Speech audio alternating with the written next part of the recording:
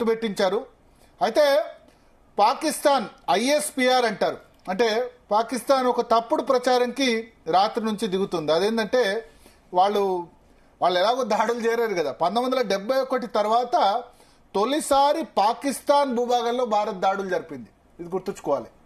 పాకిస్తాన్ భూభాగంలో మనం దాడి చేశాం.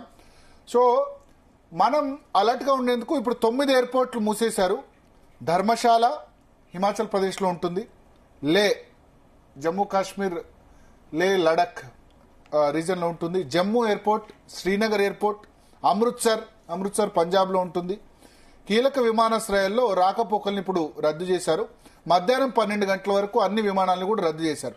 ఒక విధంగా చెప్పాలంటే ఇప్పుడు ఈ ఆపరేషన్ సింధూర్కు సంబంధించి ఆల్రెడీ పాకిస్తాన్ దానికి సంబంధించిన ఇచ్చింది. ఇన్నోసెంట్ సివిలియన్స్ చనిపోయారు, తర్వాత ఉమెన్ కొద్దిమంది చనిపోయారని చెప్పి వాళ్ళు చెప్తున్నారు.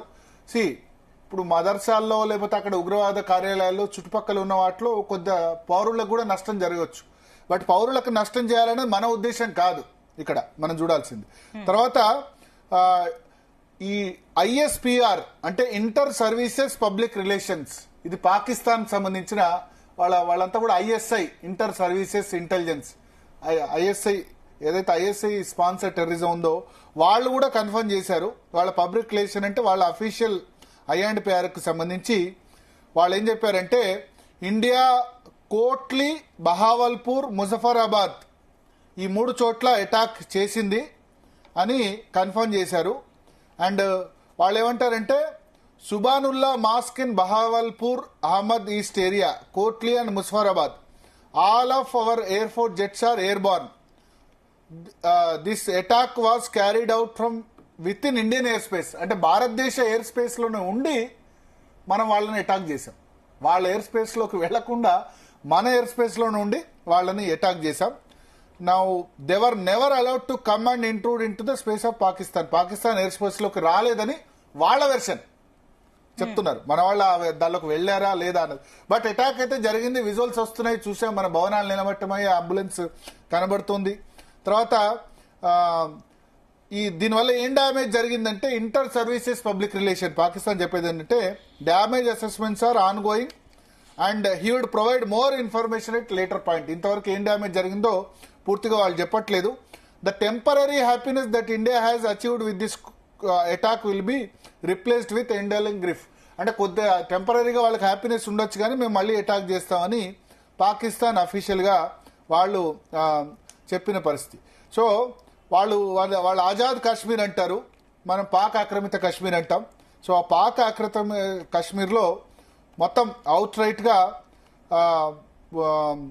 మొత్తం మట్టు పెట్టేశారు. ఒక విధంగా చెప్పాలంటే భారత త్రివిధ దళాలు దీనికి సంబంధించిన పూర్తి బ్రీఫింగ్, ఆపరేషన్ సింధూర్ బ్రీఫింగ్ ఉదయం 10 గంటలకు ఉండబోతోంది. మీడియా బ్రీఫింగ్ మన త్రివిధ దళాలకు సంబంధించి ప్రకటన రాబోతోంది.